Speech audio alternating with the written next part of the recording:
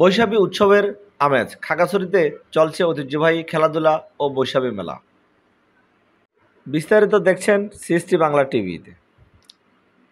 পার্বত্য অঞ্চলের পাহাড়িদের প্রধানতম সামাজিক উৎসব বৈশাখী উৎসব শুরু হবে 12 এপ্রিল থেকে।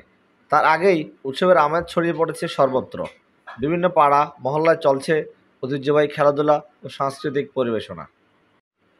এদিকে বৈশাখী উপলক্ষে খাগড়াছড়িতে 4 দিনব্যাপী বৈশাখী শুরু হয়েছে খাগড়াছড়ি ক্ষুদ্র নৃগোষ্ঠী সাংস্কৃতিক ইনস্টিটিউটে। শুক্রবার বিকেলে ফিতা কেটে বৈশাখী মেলার উদ্বোধন করেন খাগড়াছড়ি পার্বত্য জেলা পরিষদ চেয়ারম্যান জিরুনা ত্রিপুরা। উৎসবের প্রথম দিনে মারমাদের পানি খেলা, জলকেলি, ত্রিপুরাদের গরবা নৃত্য এবং চাকমাদের বিভিন্ন ঐতিহ্যবাহী পরিবেশনা করা হয়।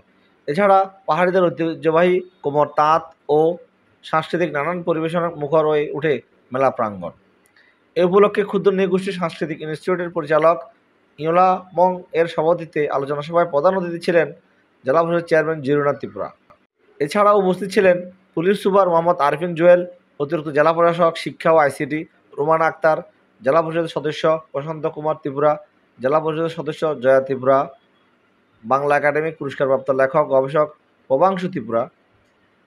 অপরদিকে খাগড়াছড়ি বৈশাখী উদযাপন কমিটির উদ্যোগে খাগড়াছড়ি শহরের প্রাণকেন্দ্র নিউজিল্যান্ড এলাকায় চলছে 15 দিন ব্যাপী বৈশাখী মেলা।